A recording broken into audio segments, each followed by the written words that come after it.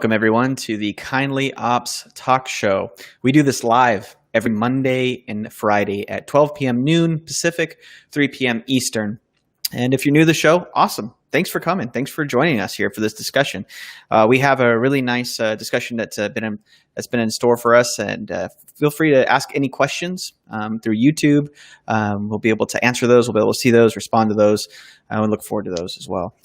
Today, we are discussing something that's near and dear to my heart personally: applicant tracking systems and resumes. Everyone, we know that there's a lot of people right now that are looking for jobs. They're getting out their resume maybe for the first time in a long time. And what is this current state of affairs when it comes to resumes and applicant tracking systems? And really how to be heard and break the barrier of the bad software. A lot of these applicant tracking systems have been around for a long time. Things haven't changed. And we're going to talk about this with Wes from Ideal Resume. So thank you very much, Wes, for joining us. Thank you. My pleasure. Glad to be here. What's the weather like over there? Warm and muggy. Hot and muggy. Oh, typical Florida day. Beautiful Florida. Well, again, thanks for coming here and being with us here on the panel today. And maybe let's just get discussing, again, a lot of people are looking for jobs. They're maybe getting their resumes out. If you're in that position, how would you start to format your resume so that you can make sure it gets through some of this outdated or maybe clunky filter methods that many of ATSs use today? Yeah, that's a great question. The first thing would be to start simple, not overcomplicating the content of the resume in terms of its design and layout. It can be really tempting because when you make your resume, you want it to look aesthetically pleasing, and that's what a lot of the resume builders out there are designed to do, it seems. Primarily more make it look aesthetically pleasing to a human, but thinking more about who the first critic is you need to actually please when you're submitting your resume today. And that's really a computer, an applicant tracking system, as you mentioned. So just following simple formatting, leaving the graphics and things. Again, they look attractive to the eye, but leaving off some of the graphics and extra formatting so that a computer can easily interpret it and index the information in it. And I'd say starting with that. Can I jump in with a question? Like, you're talking about a computer looking at a resume. What happens when I email my resume in? I thought it went to a hiring manager. Yeah, that can be the case a lot of times. If you maybe have a direct connection to a hiring manager and they at their request say, hey, email me your resume. Yeah, but if I'm applying on like a site, like they've got 100 jobs and I'm filling out this thing on the website to give them my resume. Yeah, in that case, the majority of the time it's going to go through a filtering process. A piece of computer software is, as mentioned, an applicant tracking system to really try to help the company manage a large volume of resumes that they're probably getting for a position. So a computer is going to try to look at it and understand, all right, who is this candidate? What experience do they have? Where have they worked? Where did they go to school? What kind of projects have they worked on? So a computer is going to first try to look at all of that and index it, and then put it into most likely some sort of dashboard for a recruiter or a hiring manager, who's then going to be looking at that dashboard that has hopefully properly interpreted your resume, and then looking at who you are as a candidate from there before they even end up looking at the document, really, that you thought you're sending. It's these dang computers and dashboards. I just want a job. And those dashboards there's nothing that is uniform about those, right? It's all up to the user or the hiring manager, whoever's using that applicant tracking system, to set those parameters that are available in that piece of software, right? Yeah, absolutely. That's a good point, that it's not necessarily all the same for every recruiter or every hiring manager. They've got different filters they might be applying in their dashboard. They've got different types of applicant tracking systems that they might be using, that some may be better than others in terms of being able to manage different quirks that a person that it might be in a resume in terms of layout, and then others that may not be so good at handling a formatting difference or something like that, and may instead just be omitting a portion that could be a very important part of your resume. But if the software can't properly interpret it and index it into that dashboard, it sadly might get eliminated. Yeah, that would be a bummer. Whitney? That explains so much because when I was trying to find employees for my business, that I was getting like no resumes, and I had no idea about those certain settings and all that process that you had to do. So that makes so much sense as to why I couldn't find the perfect fit. So what are some ways, I mean, so since we're dealing with this, I guess you could call it, I would call it personally, I think it's a more antiquated, maybe pieces of software that are putting these in, or maybe it's up to the user, as far as their depth of knowledge in this piece of software that they're using in their hiring process. So say worst case scenario, you have somebody that doesn't know how to operate it, and then also a piece of software that is not very robust. Worst case scenario, as a job seeker, what are kind of some common things that you can do or with your resume to make sure they at least get past that barrier, as far as you mentioned before formatting, but also like how can formatting, what's the best way maybe to format your resume for this type of situation? Yeah, again, simple is best. So the things that you may have seen in resumes in the past, before resumes got to be as aesthetically pleasing to the human eye as they are now, but naturally lining up your work experience in a way that shows, okay, here's the date I worked at this company, and here's what I did at that company. And having a very simple, traditional kind of format in that way is going to give you the best shot of being confident that virtually any ATS is going to be able to interpret it. Some are better than others, as was mentioned before, that some applicant tracking systems might be able to handle more graphics and more design formatting elements than others, but really you're better off trying to format for the least common denominator in terms of an applicant tracking system. So simplicity. Another area that can be interesting in terms of formatting is skills sections. They're really common when you look at resume builders. They'll have a separate section for your skills, and those aren't necessarily bad or going to hurt your resume, but keeping in mind that the skills you list in a separate skills section probably are not going to carry nearly as much weight with most applicant tracking systems as if you were to put those same skills within your work history. So not going to hurt you, but if you list skills in a separate skills section and then don't put them in your work history, you've left an applicant tracking system with a lot less in terms of being able to quantify or measure your experience with an alleged skill. Because when it's in your work history, you can then tell, or a computer can, an applicant tracking system can tell how long you've used the skill, because it will say, okay, this person has these dates. They'll know what company you used the skill with because he worked at this company, and then they'll know what position you used the skill in because that will be in the work history as well. But a skill section does none of that. It just says this person alleges they can use this skill or they can do that with no way to measure it. Yeah, and that's, I think, one of the inherent maybe flaws, in my opinion, is just even though the information is there, right? It could be an amazing candidate with a ton of experience, but because it's not formatted in the way that piece of software can read it, as a hiring manager or recruiter, you're not getting the best candidate. You're getting the person that is savvy enough maybe to get through those barriers. But now that leads to another thing, is like, how do you view that, Wes? Like, do you feel that we should all be, just as good at our job as we are at putting our resume together, or vice versa?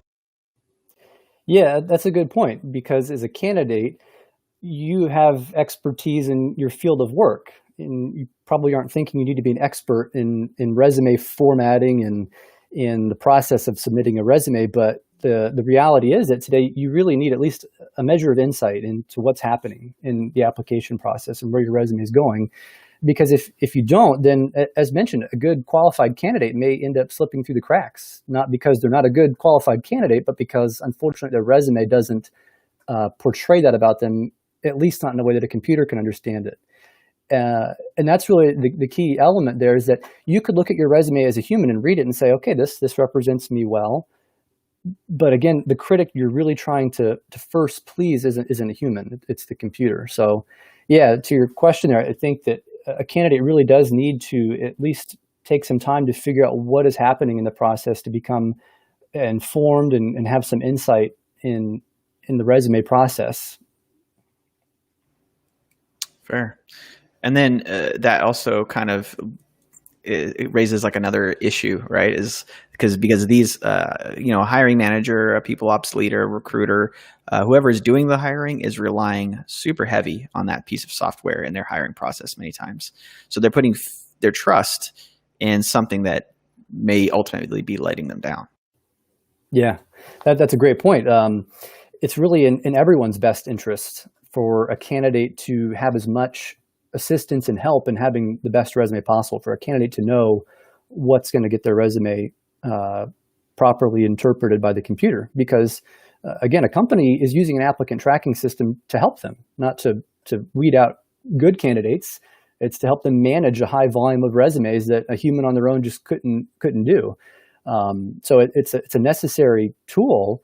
But again, if a candidate doesn't know what's happening there, it could be it could be a problem for the candidate, but also the hiring company. Yeah. So did I understand right? Like we shouldn't put any graphics on the resume. Keep it like really plain, but then also don't list the skills separately. Like any skills that I want credit for, like 5 years of experience management, or 5 years of experience programming Python, or 5 years experience running customer support. Those should be listed with the job in order for this computer filter to like correctly find them. Yeah, that'd be the best case scenario, putting it in the work history, because then it shows the computer can see that a candidate has used that skill in an actual job. It's very easy to just list skills in the skills section, but when you can show that, okay, with this company, in this position, in these dates, I used these skills, the computer's going to, again, as best as it can, it's not as good as a human reading a resume, but for what a computer's left with to do, it gives it the best chance to be able to quantify your alleged abilities with that skill. Kevin? I was going to ask Wesley about kind of the future a little bit as he sees all this stuff coming together.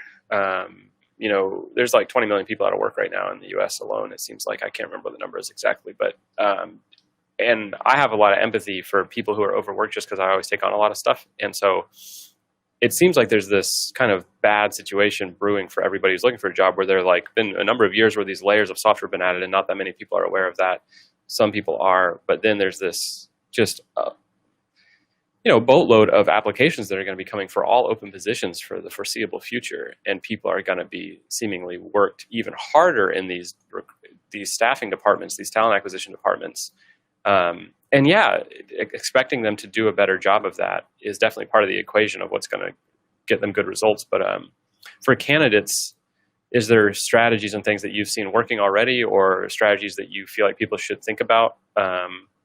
Just like if I'm out of work today, and you mentioned some stuff about like the visuals, I remember already, but yeah, like what's your take on how people should be approaching a job search themselves? Is it something that you have opinions about? Like, this is how I would go about it, Yeah, that's a great question. Two things. You mentioned one that it's interesting too. It's on the other side of it, the departments that are writing a job description, there's room and opportunity for implementing good practices there, describing a job in certain ways and enlisting the skills within it. And then for the candidate, taking the time to carefully read each job description they want to apply to. So in other words, if you're applying to more than one job, you need more than one resume. And that can seem like a lot of work. And yeah, that's a big idea for me. I don't think before I got into looking at this more closely, I was aware of that, even that concept of having multiple resumes while looking for one job. Right. Yeah. It does seem like, why would I need that? And it comes down to knowing that the same skill may not be described, or the same job may not be described in the exact same way by every company.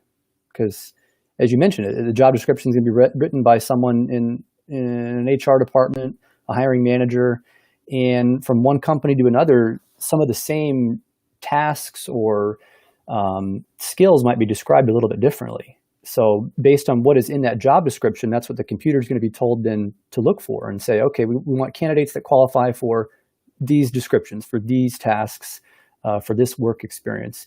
So as the candidate then, you want to read each job listing you're trying to apply to and then figure out, okay, how can I make sure that I'm describing my skills? If this is a job I'm qualified for and I can read it and know it, I need to make sure the computer can know that too. So looking at the job description and then figuring out, okay, have I properly described the skill in the same way as the job listing? Have I listed and described my abilities in a way that fits with the way this hiring manager wrote this job description?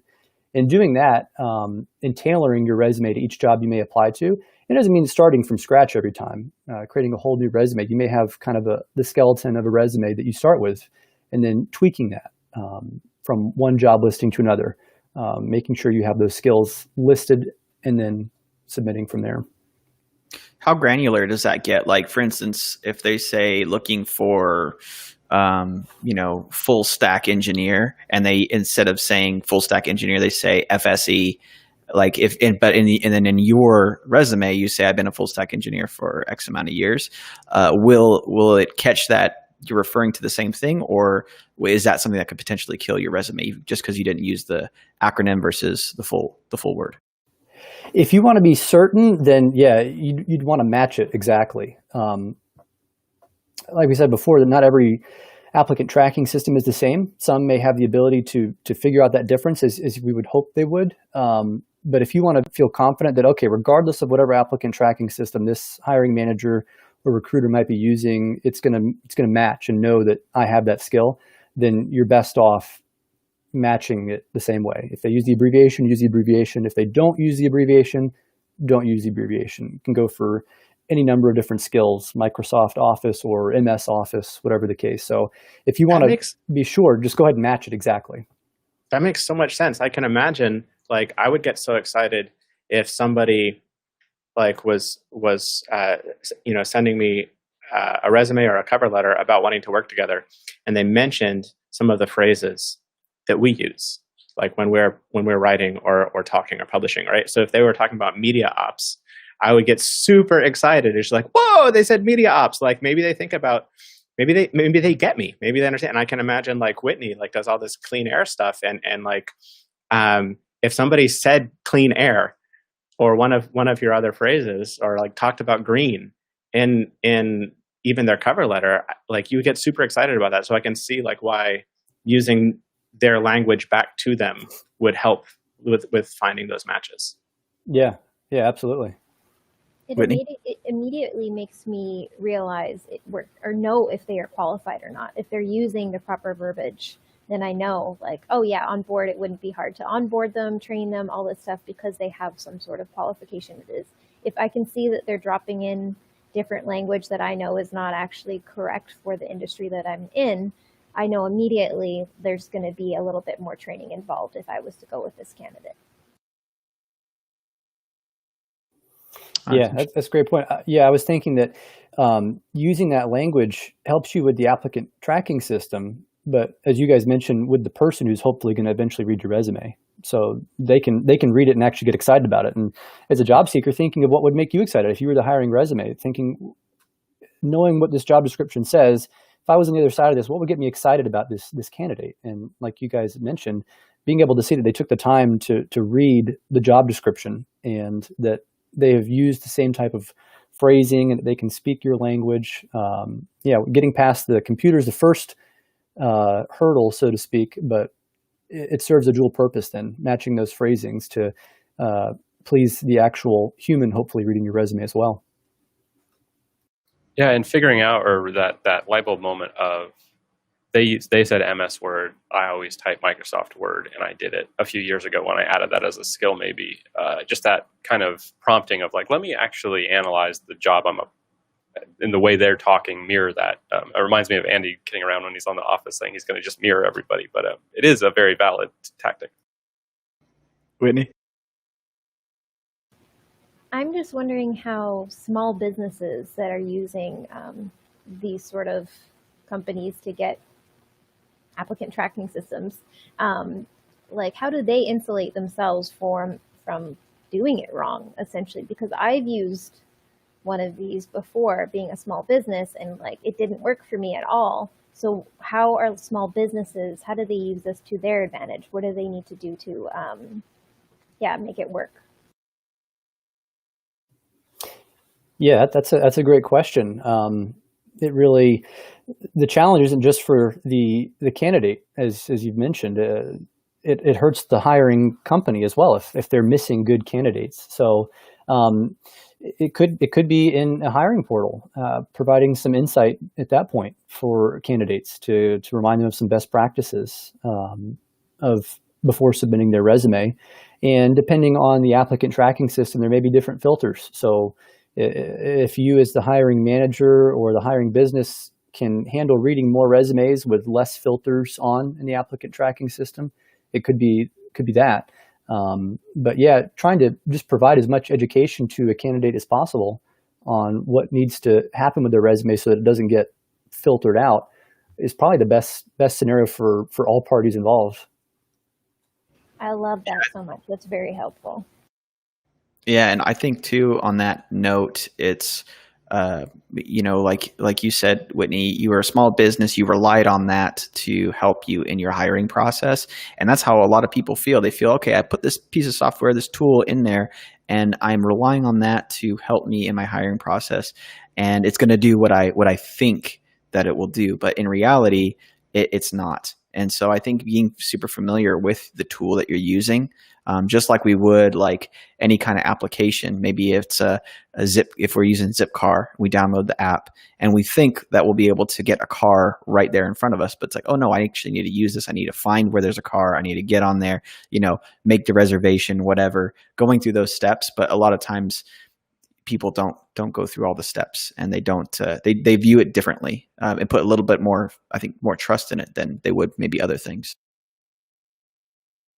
So maybe we could circle back just to the job seeker for just a minute, because Wes, you mentioned something that was interesting about having multiple resumes for multiple jobs, and even maybe could you go into that a little bit? Like, how would you differentiate besides keywords, but how would you differentiate maybe the different resumes that you might need to create?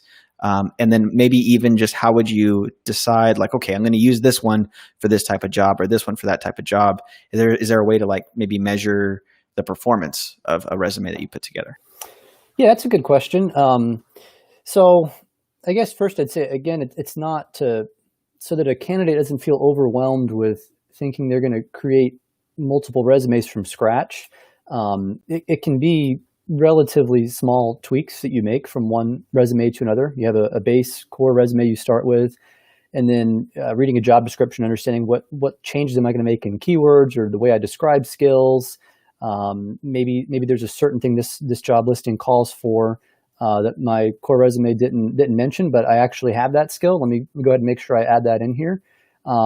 And as far as multiple resumes, it could also be in terms of having a different resume you might have when you know it's going to go right to a human. So if you have a situation where maybe a recruiter or a hiring manager has said, hey, email me your resume, and you're confident that it's going to go right to the desk of a human, well, then maybe you can have your version of your resume that has those extra design elements and has that extra aesthetic appeal to it. So it's not that those aesthetically pleasing versions of a resume should never be used. It's just knowing the context you're dealing with in any given scenario. That makes sense. Thank you for that. We have a question here from YouTube. It says, if I use a career coach, a recruiter, or a staffing company to do a job search, do they help beat this barrier of this bad software? Or do they use the same exact software to filter people, to filter them out, just like a hiring company would? That's a great question. So hopefully they're going to help you at least start with a format of a resume in terms of just its layout. That's not going to end up causing things to be omitted by an applicant tracking system. You go online and look for resume templates or resume builders. You'll find ones that might put a graphic behind your name to make it stand out. But then when it's submitted to the applicant tracking system, your name gets lost. Imagine your name getting omitted from your resume. So hopefully a coach or a recruiting agency you're working with is going to help make sure you don't have those basic problems with your resume. But in terms of really optimizing a resume for an applicant tracking system, getting beyond the formatting and layout, it really comes down to, is the coach or recruiting firm you might be working with, are they tailoring your resume to a job listing or not? So a lot of resume writing services will give you a resume that may be a great resume.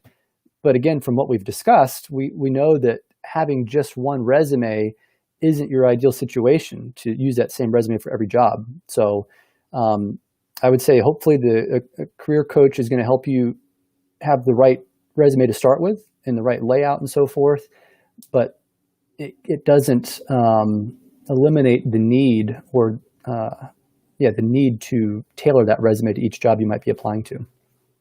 So don't put all your hope in the career coach that they're going to do everything for you, or the resume builder to help you do everything. You have to also take steps on your own self to get through that ATS. Right. Well, that makes a ton of sense. Kevin? I was just going to ask you, Wesley, as far as what you've seen yourself with people applying for jobs,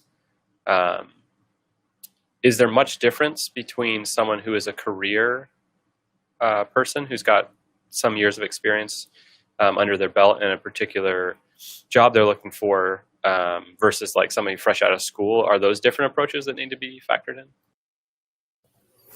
Yeah, good question.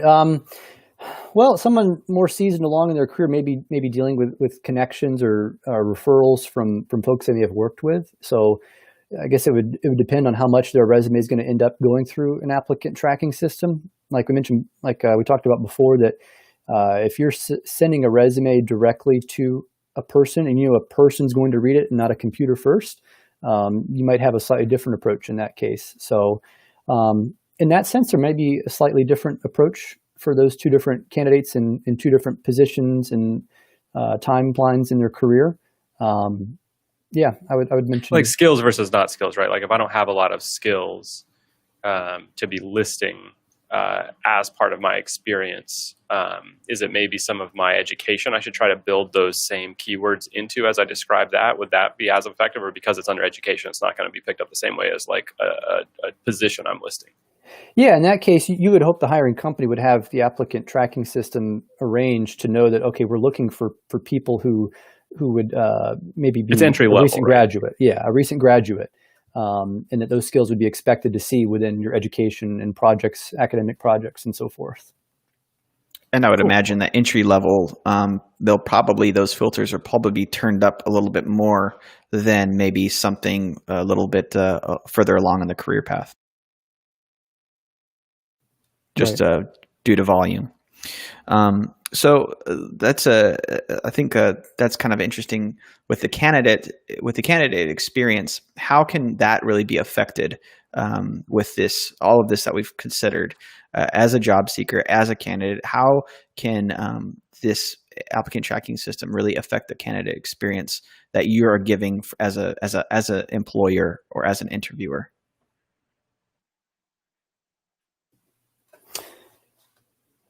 Great question. Kevin has his hand up.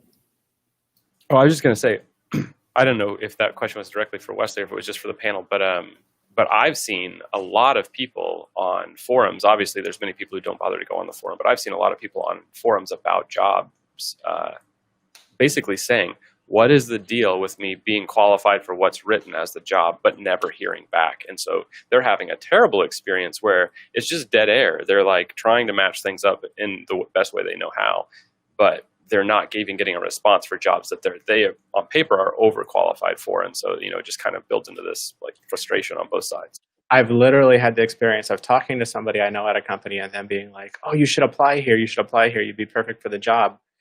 And I'm like, yeah, I did apply. Like I've sent in, I filled out the application. Like I don't hear anything back. It's a waste of time. I don't know whether I got rejected or not. So I have to assume I'm rejected from everywhere. It's super frustrating.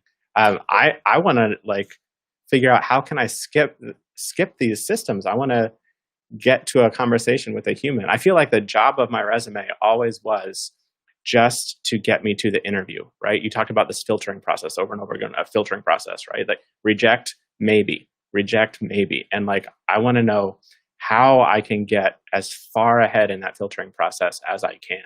Can I ever skip the applicant tracking system?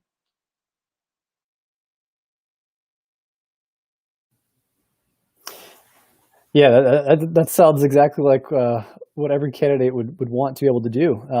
And drawing on maybe if you have a direct connection with someone and you can send that resume to a hiring manager, to a recruiter. But in a lot of cases, your best chance of getting through is following some of those tactics, I think. Because with such a high volume of resumes, the ones that do have these tactics implemented in them, that alone can put you ahead of a lot and at least get you in the accepted pile. Like you said, the goal is to at least get an interview, get a chance to be in front of the person. So having some of those things implemented can really put you ahead of the pack, so to speak.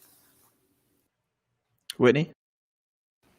Yeah, for basically every job that I've ever really wanted but wasn't fully trained for or qualified for, I have always tracked down like who is the founder or who has enough pull at the company that I could introduce myself to, that I could, like one of my first jobs that I wanted, I worked 2 months for free just because I really, really wanted to work at that job, but I could not convince them at the beginning to give me an interview until I basically was like, I'm just going to come and show up and work for free until you hire me.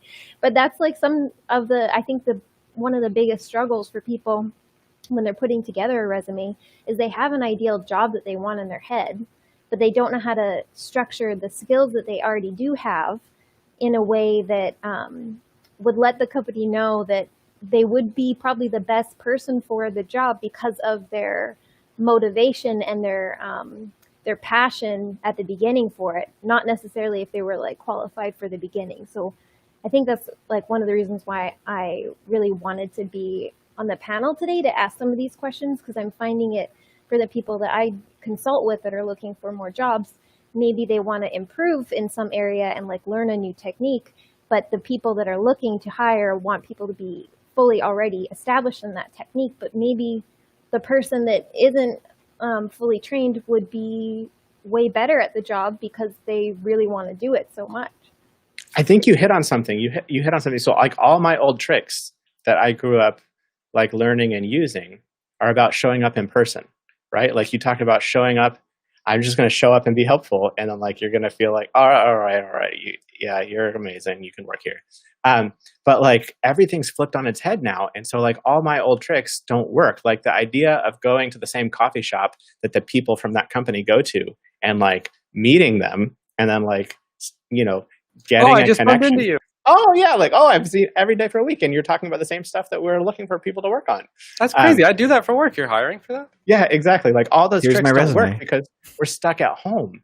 So now these filters on the applicant tracking system are I'm feeling the pain of that so much more acutely. Does anybody have ideas? What else can I do when I'm stuck at home to show up and be visible to these hiring managers? You can come on our panel. And post You can it use your on social LinkedIn. media too. You can tag people, you can send quick video messages, sending little video messages, direct messages, people can view them, and if they don't reply to you, they don't reply to you. But at least you took a chance, at least saying that you want the position or that you would I'm blabbering here, guys. Just No, I think that's key because even just sending, you think I could send somebody an email, a video that I make, right? And they click on it. But you know what? There's another filter in their company email account is going to hide that video or it's going to hide that link. But yeah, tagging someone on social media, even if it's on a comment of a post that they made, I think that's super valid way to get in front of people. Kevin? Yeah, and I'm not by any means advocating people asking for inappropriate things from other people, right? So like there is this barrier that some people don't respect, which is like if you're rude to people, they're not going to be any more likely to give you a job. But it's definitely like food for thought. If you're applying for jobs and you're not getting the responses you expect, or you're running into some barriers through the official channels, if you haven't yet like looked, is one of the managers in this department active on social media? How active are they? What do they talk about on there? If you do some reconnaissance on that, you may find a very organic way to interact with them that will get that conversation going and not come off as creepy or stalkerish. But yeah, I just wanted to chime in and say, like, by no means like should we just like, at private DM someone like, hey, give me an interview. But definitely like noticing that they love or are really passionate about food, and then like having that as a way to have a conversation. That seems like a really smart way to go these days, where you're a lot less likely to bump into somebody at a conference or something like that. That's just not going to be on the schedule for probably a year or longer, Yeah, Whitney? If you're really passionate about a company's mission, what I have found from myself in my business is when people message me to thank me for something I've posted or just to show their appreciation, a lot of them will say, like, they'll preface the conversation with, like, you don't have to reply, and like you probably won't ever see this, but I just wanted to thank you so much for putting this out there.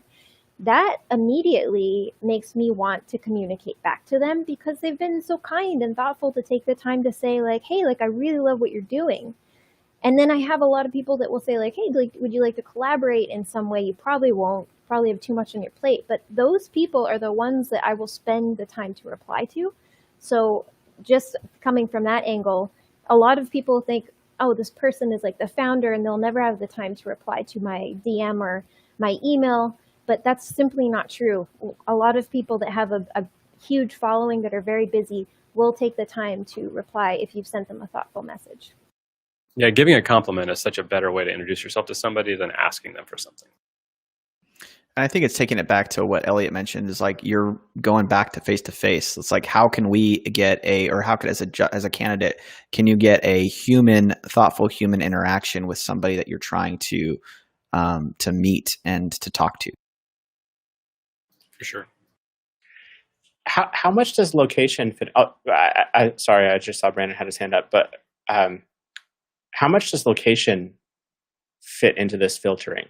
I feel like with so much happening remotely, every one of the jobs I've had for the last 15 years has been capable of being done remotely.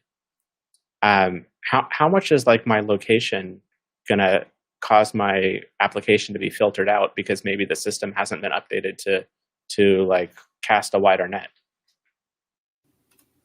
Yeah, that's a great question. You would hope there would be the wider net, as you said. But if you're wanting to make sure that there's not going to be a location-based problem with your resume, even the way you format your address could have an impact on the resume. So again, some of these extra design elements that may have an icon next to your address, or may position them off in a separate column or separate tab, you could run the risk of it getting lost in translation there with the applicant tracking system. So again, a simple format of having the address written out on its own section, not stacking a phone number on the same line or an email address on the exact same line, but giving it its own area there so that it's not overlooked, not omitted in any way, would be your best bet to ensure there's no location-based. So on social media, problem. I have my location as Atlantic Ocean because that's where my heart is. But that's not going to filter me out. It's just like the location I put on the resume that I put into the ATS, right? Right, exactly. Yeah. Is there any examples of like resumes that are properly done that you could like point us to, even just after the show? I would love to see if like what do these actually look like when you're done them? Because I haven't done a resume for myself in years, and the last time, to be honest, that I did, I was like, oh well, I'm in the hair industry, so I would need like a really creative type, lots of graphics. Like, let's just go on Etsy and see the templates there, and create something that way. I'd like to know what kind of resume I could create that's more, bare bones, very easy to read. Yeah, that's a great question. And again, to emphasize it, because then it almost makes it feel like, well, I can't make my resume look nice. I want to have a nice looking resume, and it's not to say you can't for certain scenarios, because again, it almost feels like it makes a job seeker feel like, no, you can't have anything nice in your resume. But it's in the case of an applicant tracking system, there's some room for some nice to make it still look aesthetically pleasing, but keeping in mind, okay, a computer's going to look at this. I can incorporate my design taste and style in another version that a human's going to see. But in terms of some of the examples of it, yeah, we do have some that we share on Ideal Resume, a version that you can even make for free with the resume builder there. And again, it's not like a one size fits all necessarily. There's room for design taste in the way you create your resume, but just following some of those best practices that we talked about before in terms of the way you write your address, where you put your name, avoiding some extra graphics that could confuse a computer, listing your skills within a work history section and clearly defining a work history section, things like that. But yeah, we definitely have examples to help guide a candidate on what their resume should look like. Brandon? Yeah, I wanted to go back for a second to the topic of rejection. Last week we had talked about bad candidate experiences and how frustrating it can be when you apply for a job and even interview maybe, and then you don't hear back and you are left kind of wondering, why. And so with an applicant tracking system, if I apply for a job and my resume doesn't go through for whatever reason, are these applicant tracking systems equipped in a way that they would at least respond back and be like, your application didn't go through because you had Atlantic Ocean as your location or whatever it may be? Like, will they at least give you some kind of feedback so that you could make corrections on your resume? Or is it kind of that same thing where I'm left in the dark and I don't know, did it go through? Did it not go through? What's going on? Yeah, that kind of goes back to what the hiring company, whether it's a small business or a larger company, can do on that front. And ideally, a hiring portal would give some insight to a candidate on here's the resume format we want, so that our computer won't reject it and it doesn't get filtered out unnecessarily or erroneously if you're a good candidate. So ideally, a hiring company would give some guidance like that. But in terms of if the resume goes in and you hear back, I'm not aware of a lot of ones that will give you that feedback after submission. Not that there isn't. I'm just not aware of ones like that. But again, as a candidate, you'd love to know that. So you'd love to know, oh, if it's just that, let me fix that. Let me just fix the formatting error for you because I'm a great candidate. So the companies are ghosting everybody. Yeah, totally. They're like, just 90% of them are ghosting all the applicants. If I actually make it to the interview process and I'm fortunate enough to get offers from multiple companies, is it okay for me to ghost everybody? Like once I've decided on an offer, or do I need to like, even like there's a double standard, right? But like, do I still need to follow up with those other places where I had something in process? Yeah, that's the thing is like the candidate, these applicant tracking systems, there is, automation that you can provide. There are steps where if it goes into, certain filter or a certain, it's been cut off, it's decided that, this is not someone that's going to be a good fit for us. It could send out an auto-generated email to that person and say, thank you so much for your submission. We've chose to go on to other candidates or whatever. But most of the time, yeah, you're right. It's a double standard, Elliot, because like the person that's actually operating the ATS is not implementing that step. Even maybe they don't know how, they've never looked into it, or they're really just not interested. Yeah, inside Enlist, like you can set up an auto response email for every application that you get submitted or these other stages that someone might be in. But if you didn't have time because of how much pressure you were under to get the job posting up to notice that needed to be configured. I mean, there's layers, right, of people's work where it can get jumbled up. But yeah, I think by and large, if you haven't actually spoken with a company, they're not going to say anything to you about your application if they decide to skip you. And then even if you've had multiple interviews, you can't always bet on that. But then for your own career, if somebody gave you an actual job offer, you should, in my opinion, circle back around and give a clear no to that so that person in another hiring role doesn't have some, bad feeling towards you. These stinking computers, it seems like, are the entire problem, because they're supposed to be making the hiring process easier of like connecting the right people together. It's But, easier to like, do it bad with more people. the applicants have to like make this special resume to get through the filters, and then the HR managers who are configuring the ATS like have to go to extra steps to make sure they've configured it to be nice to people and actually send them answers. But I just got done figuring out how to work from home. I just wish it was a best practice, like within anyone hiring, to like it actually be a part of the workflow where they respond to almost everyone as to why they didn't meet the qualifications, because it doesn't mean that that person might not be the right person for you down the road. A lot of things change in your business and a lot of things change in other people's lives. It might be like you want to be able to have those people to revisit if something does open up again or the structure changes. Yeah, I wish that yeah, was a thing. it makes me think of like when you're leaving a job, you would give your 2 weeks or your 3 weeks notice, whatever it is, so that you're not burning that bridge, right? Well, it goes like before that as well, right? If someone offers you a job and you decide, oh, I'm not going to take this job because I have a better offer, whatever reason, like don't burn that bridge though. Like give them a reason why, or maybe just at least reach out to them. And then on the opposite side, if I am not going to hire a candidate, but I feel like they might be a better fit down the road, well, then why not let them know, hey, this is why I'm not going to hire you, and right now, but we do like you, and we'll keep you in mind. Then you're building a friendship or a relationship of some sort, and you're not just being like or ghosting them, like you said. Yeah. So I'm seeing this difference between, there are a handful of companies that are actually building communities around the brand.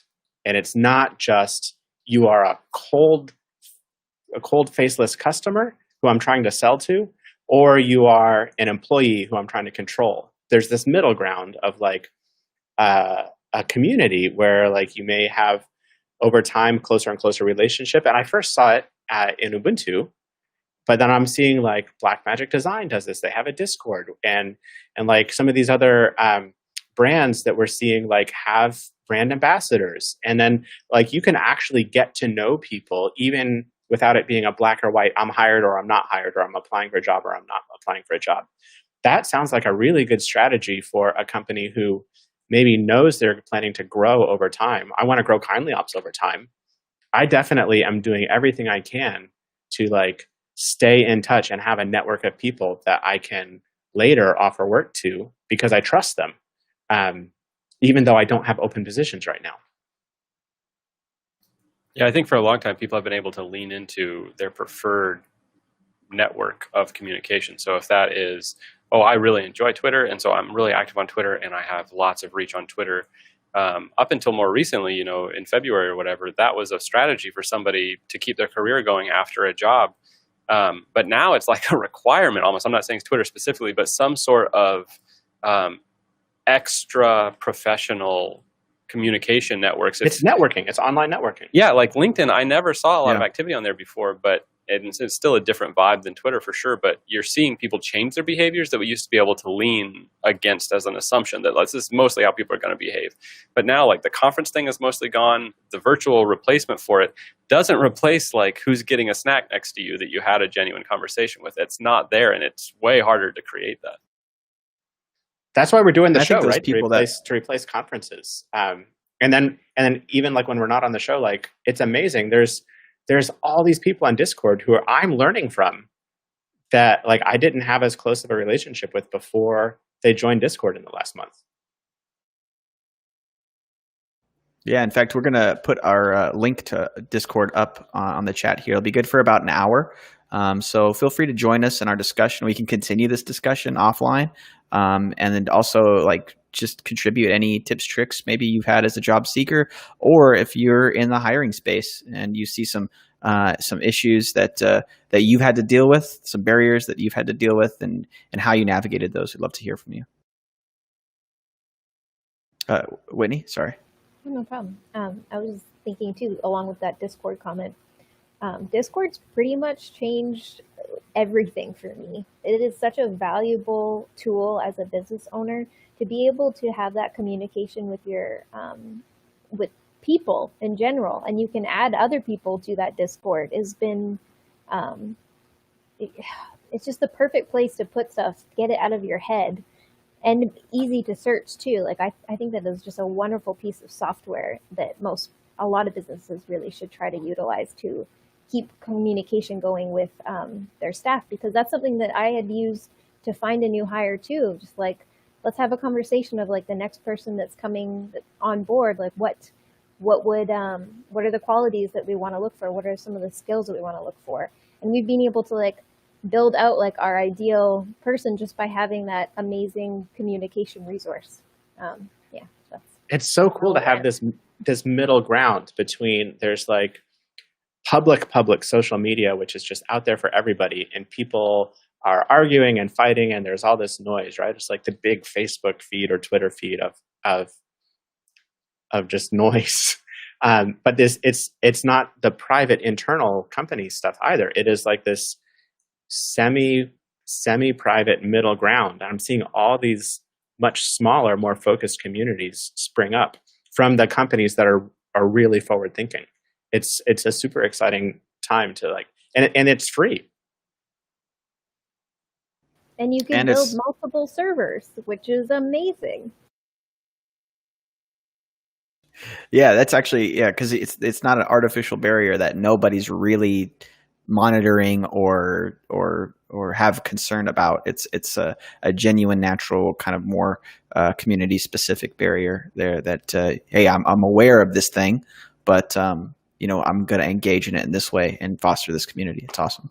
We have a question here for Wes. It says, I see the ideal resume tool has a second phase. It's first a resume to beat the ATS, but then to appeal to the human that gets it next. How do you do both?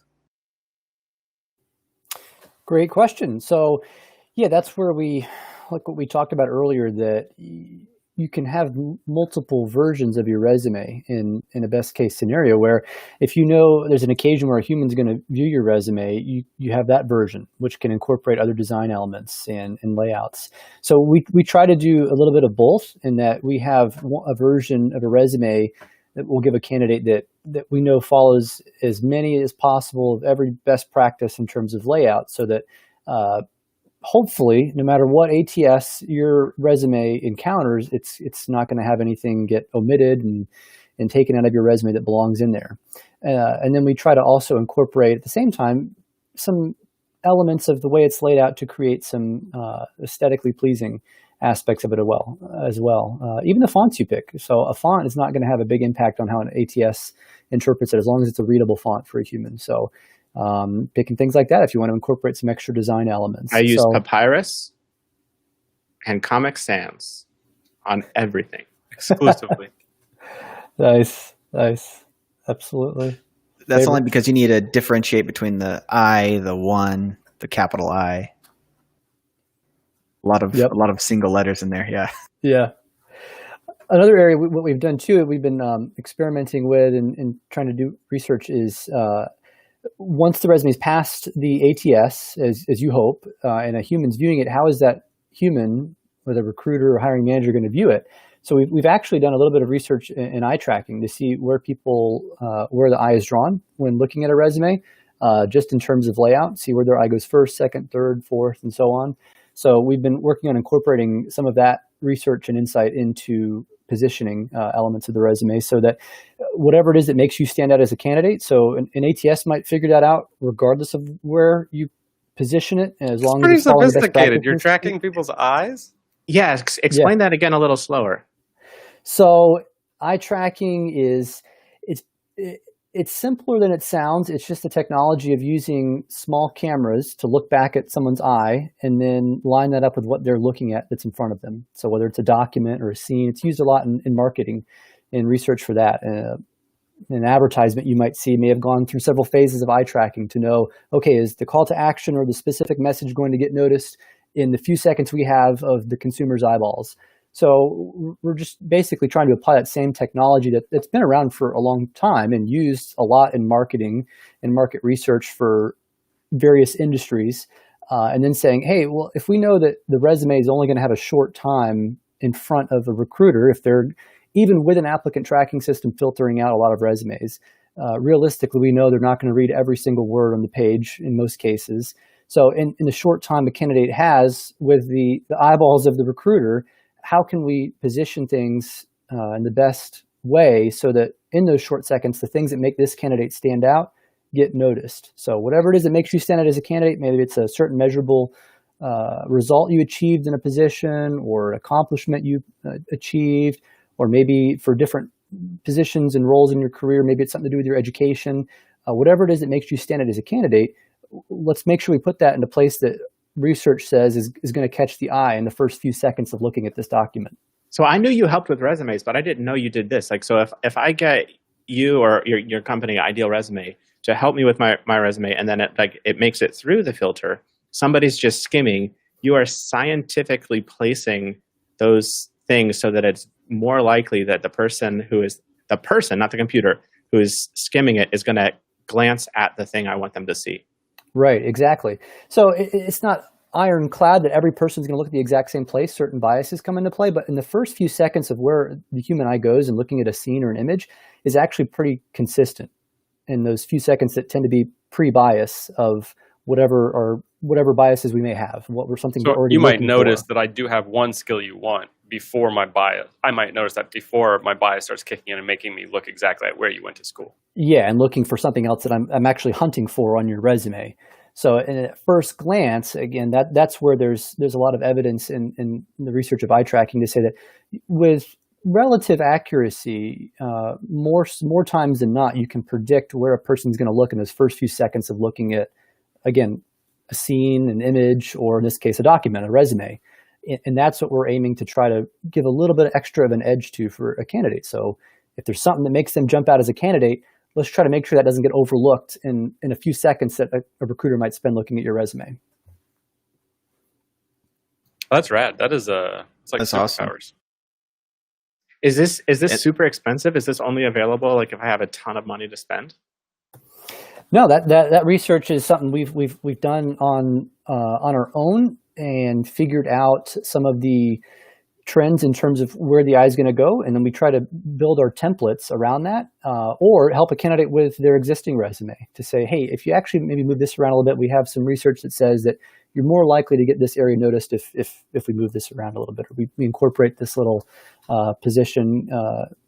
change in positioning in your resume. So no, it's not like something you'd imagine a big marketing agency incorporating this huge amount of research into an advertisement that's going to go national, as eye tracking is often used for. But we're accumulating a body of research on this to say, okay, in terms of resumes, how can we incorporate some trends that we observe and bring that research into a resume writing process, or providing a resume template through a builder in those sort of scenarios. I love that you are deploying this technology to help individual little people like fight back against the big tech companies, right? Who have all this gear and tech that they bought that's like making it harder to get noticed, and have this technology deployed for individual people one at a time. Yeah. It's amazing how much, like you said, goes into like with a big tech company, how much research goes into every interaction we may have with a product or service of a company. But for an individual to, as you said, deploy some of that would seem out of reach. But yeah, it's exactly what we're trying to do. Provide some of that to.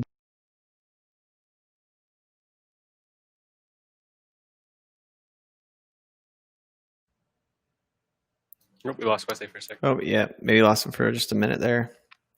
Man, Computers I really again. want to. I really want to hear more of that. And honestly, Wes, if you can hear us, you are more than welcome to join us anytime on the panel. We'd love your insights, especially what you're doing in helping people get past this bad software, get past these arbitrary barriers, and using their skills and actually trying to make those human connections. It's fantastic. But that's actually all the time that we have. So thank you, Wes, for being on the show.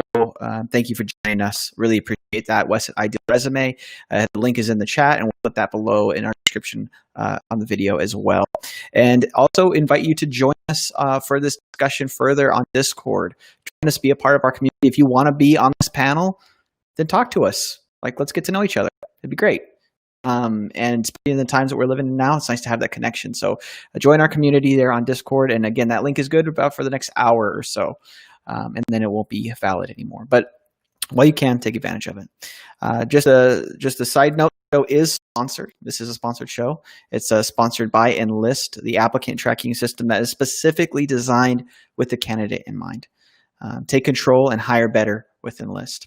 That'll be it for today, but we invite you to join us for Monday. Monday, we have another really exciting guest. It's going to be Abe Fettig from Film Lab. So it's something that's a discussion that we've been wanting to have for a while. Yeah, and we're the kind of the theme of that discussion is going to be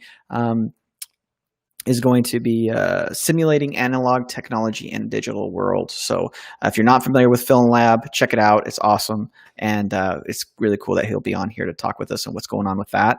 Again, everyone is welcome to join us and on the chat on Discord. Don't forget to check out Ideal Resume. Wesley says sorry he dropped off. No worries. Yeah, it happens. But awesome. Thanks again for joining us, everyone. Thanks again for watching. We really appreciate your support. And also, thanks for being our friends. See you later.